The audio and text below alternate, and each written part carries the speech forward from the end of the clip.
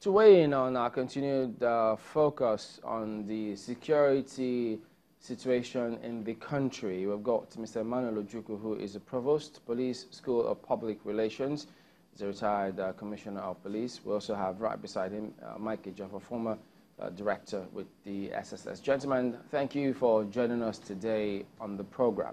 Well, this is reaching an alarming rate now. Several concerns raised almost everywhere you turn. But Mr. Ejiofor, you had some interesting perspective the other day, which is why we wanted to understand a lot more in terms of your experience. But first of all, you have to take us through that today, this morning. And may I even ask, why did you have to wait that long or this long to let the world, the country know that some service persons or uniformed men were actually involved in your ordeal while you were kidnapped? Yeah, thank you. You know, in intelligence practice, you have what is called classification. At the strategic level, I took it up when I came out, hoping that things would change. But it has turned out that things are getting worse. And nobody is safe anymore. So I decided to alert Nigerians that we have a very serious case at hand where nobody is safe anymore. Be you military, top military brass, religious leaders, community leaders, politicians, everybody is no more safe. And you begin to ask yourself, despite efforts of government, this thing is still not abating. I can tell you that during my experience, some of the people who were involved in my kidnap were actually service personnel.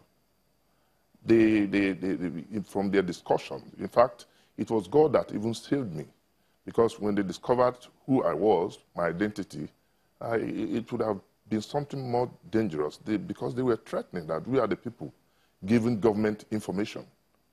And these are people ordinarily Nigerians think are illiterate. They are not illiterate. They operate in cells. They have their support group, they have their tactical group, they have their intelligence unit and all the... So we have a case at hand that government needs to come out to address. Because if you look at the proficiency, not only in my case, in other cases, the proficiencies in their weapon handling, it calls to question that these are just not ordinary people. I'm not saying that others are not involved, but I'm talking about the involvement of service personnel.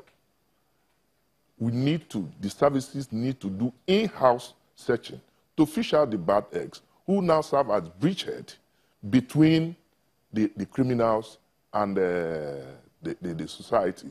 And the society also, the communities have a role to play because they know these people. We should not be pretending that they don't know these people. They know them. They should cooperate with our security agencies. It has come to an alarming stage, and I'm happy that nobody is even, irrespective of your political leanings and affiliation, everybody is concerned about the situation we are facing at hand.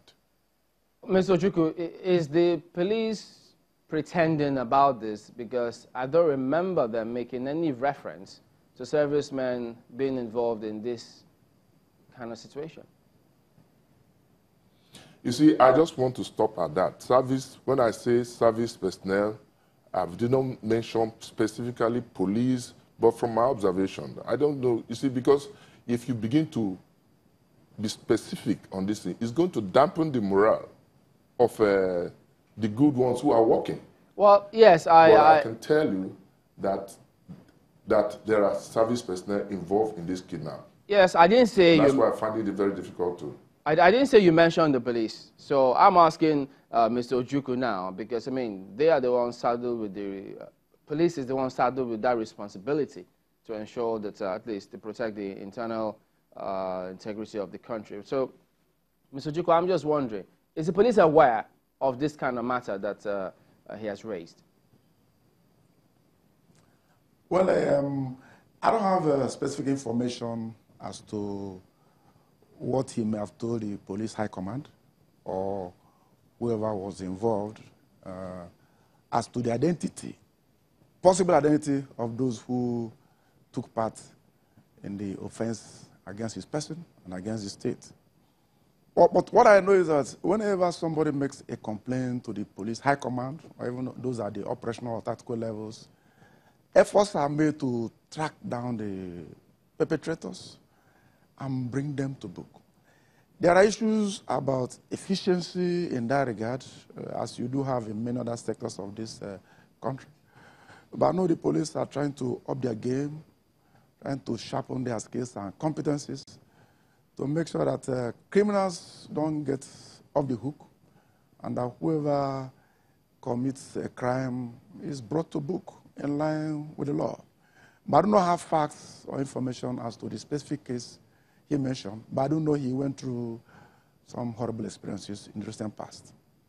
You know, much as, yes, we don't even want to dampen the morale of the service persons themselves, but at the same time, we also need to ensure that Nigerians see that the police or the authorities are doing their best such that they feel safe. So if it means calling people out, well, if that's what it has come to, who knows, so be it then. But in terms of the actions that the police are taking, because the IGP did say some days ago that Abuja-Kaduna road was safe for travel, but it wasn't long after that we had some kidnapping cases there. So these kind of messages, when he says those things and then people are then kidnapped, don't you think that that clearly will say to people, I think the police is missing the point, or they're not capable of handling this to some extent?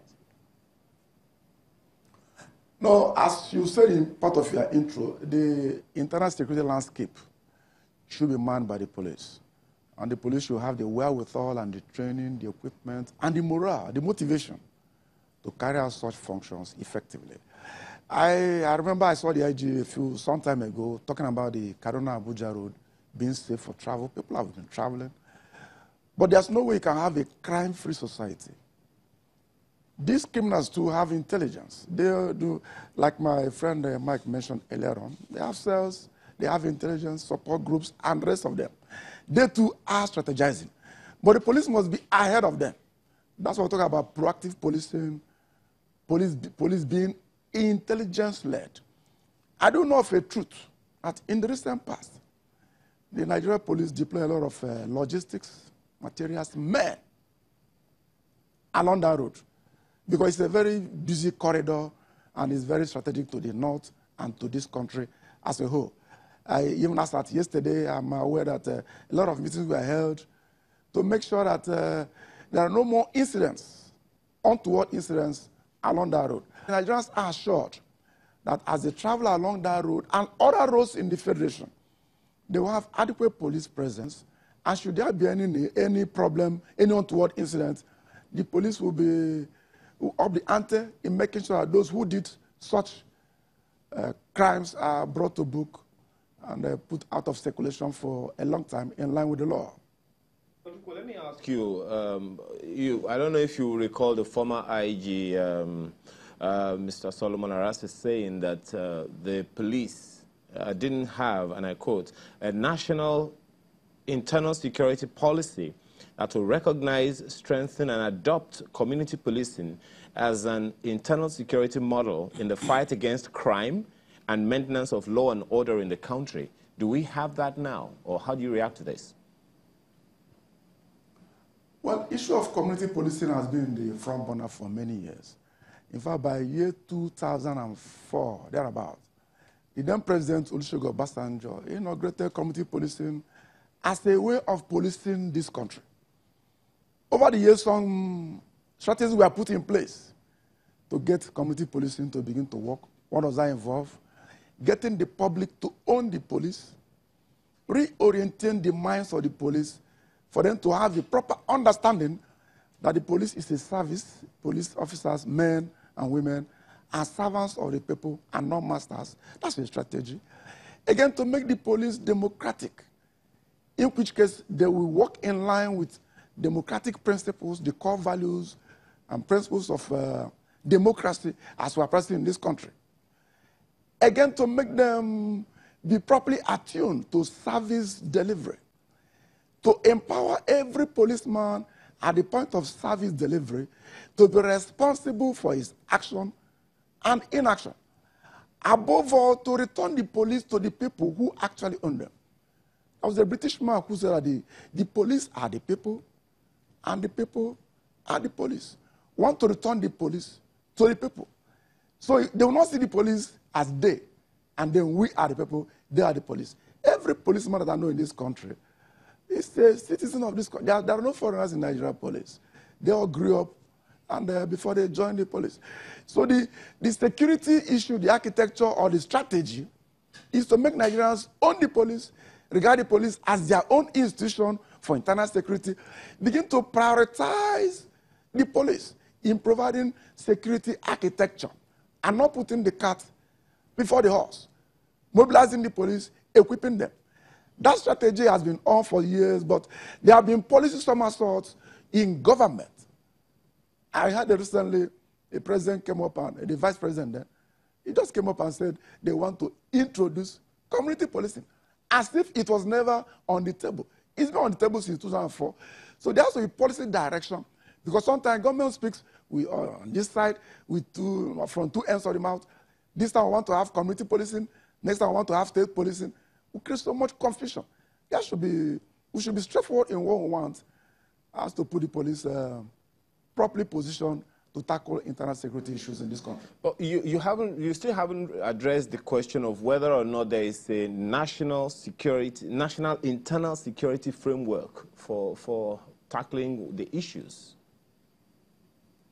That is beyond my purview, because that rests with the Office of National Security Advisor. That's why he has that office, and he has men and materials to enable him to fashion that national security policy. It's beyond the police, actually. So are you saying that that's the reason that the police is unable to track the security challenges that we are having? We cannot say the police is unable. That would be overstating the matter. There are issues in this country as there are issues elsewhere. What happens is that every police organization that is responsible has to be responsive, has to look at early warning signs, has to be proactive.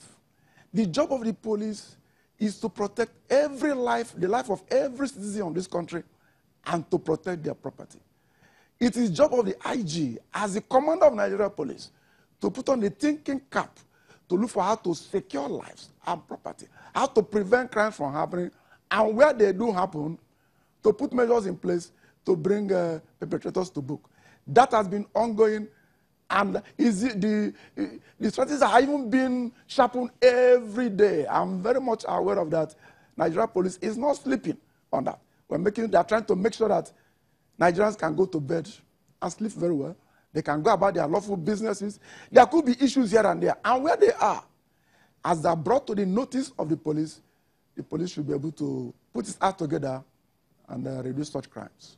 Mr. Joffo, do you actually think that the country has got this template, this structure, to actually implement this community policing that we're talking about? Well, you recall that I think it was 1999 or 2000, during the administration of Obasanjo. He brought out this grand strategy on national security. But like he said, we also have policy somersault, each successive government coming up with its own ideas, discarding the old ones. So as it is now, we don't seem to have a policy in maintaining a national policy, so to speak. And the police on its own cannot devise such strategy. It is the Office of the National Security Advisor that comes up with strategy for implementations. And as long as this is not done, we are going to be having serious security challenges. And I can tell you that what we are facing is a big national embarrassment. The earlier the government declares state of emergency on security subsector, the better for us, because there is no way we can have meaningful development without security. People are traveling in fear, apprehension. It's that bad. Even the trains moving towards Kaduna, people are no longer safe. You see, I understand what somebody was saying, whether it's true or not, that helicopters are now going just to secure railway trains. And that's not bad.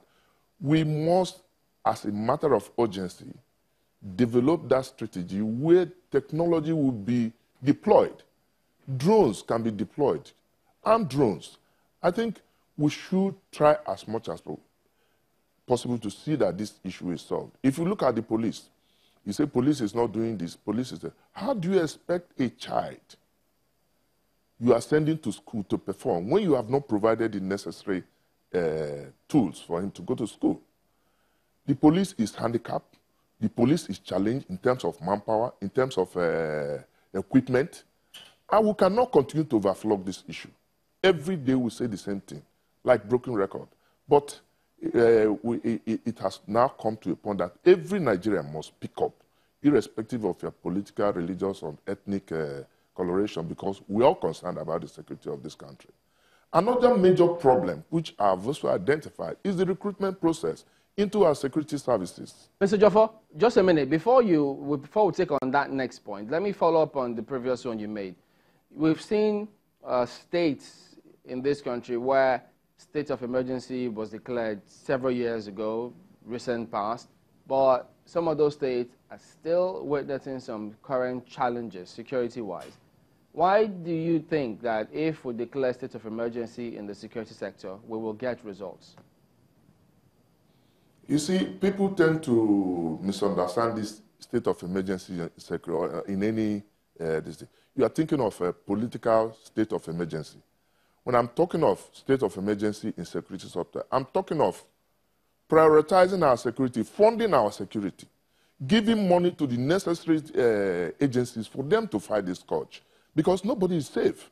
So if we prioritize our security by funding them, in fact, the government can go out of its way to ask for extra budgetary allocations for the security agencies to. You recall when $1 billion was approved by the National Assembly to buy equipment. How was the money spent? Nobody's talking about it. It comes again to corruption. And I feel that this government that has come up with this issue of fighting corruption should fight corruption holistically, not selectively. And we must face the reality. I spent over 50% of my life. I'm 66 now. I served this country for 35 years meritoriously. So if we fail to speak to power, then we are deceiving ourselves. This country belongs to all of us. Do you think that service chiefs or the security architecture in this country, do they really speak truth to power from your perspective and from what you've seen, the kind of results you've seen?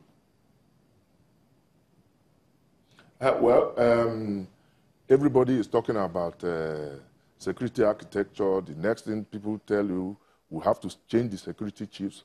Well, they have tried their best, and it's time for them to go. I think if you look at the Inspector General of Police, for instance, he's new. I think he has a plan. He has a focus. He is operational. Anywhere there's a problem, he goes out there to see things for himself. You take the State Security Service, for instance. The DGSSS, the collaboration, the synergy between the Inspector General of Police and the Director General of the State Security Service, I think should be yielding results. But where is it? Where are the tools for equipping them? They are not there. So that's why I insist that government should declare state of emergency in the security subsector.